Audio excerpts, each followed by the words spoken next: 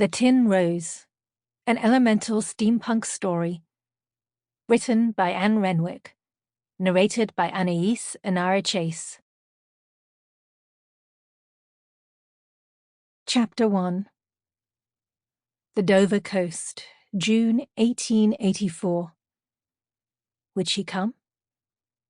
As the first rays of the setting sun struck the gleaming windows of Knowlton House, Luca stood beside the sole remaining campfire, one hand clutching a handful of viridis powder ready to cast it into the flames.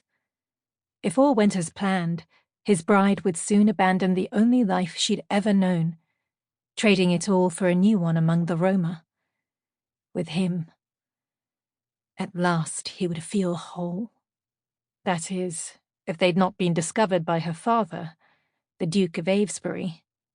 The man had eyes everywhere, and with a single word in a carefully chosen ear, he could throw a wrench into all their plans. Luca smoothed down the front of his indigo waistcoat, the only one he possessed that hadn't been patched or darned. What Emily saw in him, a gypsy with a knack for fixing enormous balance ploughs and a side talent for crafting clockwork creatures, both pragmatic and frivolous, he'd never understand. To the manner she was born, but aspired to trade polished silver spoons and fine silk gowns for brass and rough wool. And him. Her love humbled him. He'd made a few weak attempts to discourage her notions, but in the end, selfishness won. Besides, she was of age, and he would not deny her the freedom to choose the life she wished. And so tonight, they leapt into the future together. Consequences be damned. Already the rumble of the other Vardos, gypsy caravans, grew distant, muffled by the evening hum and buzz of insects. His finest clockwork horse, Tessio, was hitched to his grandmother's Vardo, its springs wound tight in anticipation of the journey ahead.